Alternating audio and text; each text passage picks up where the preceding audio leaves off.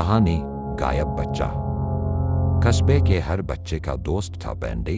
एक दिन वह अपने दोस्तों के साथ खेलने के बाद घर लौटते हुए गायब हो गया।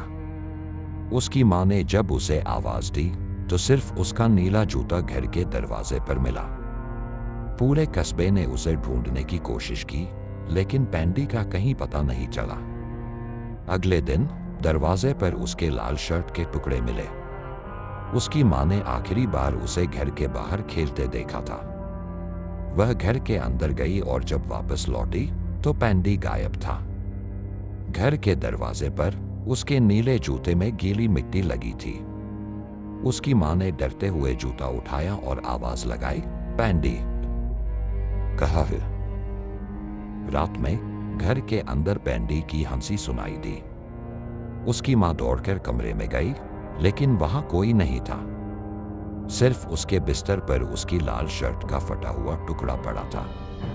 अगले दिन उसके पिता ने आवाजों का पीछा करते हुए जंगल में कदम रखा।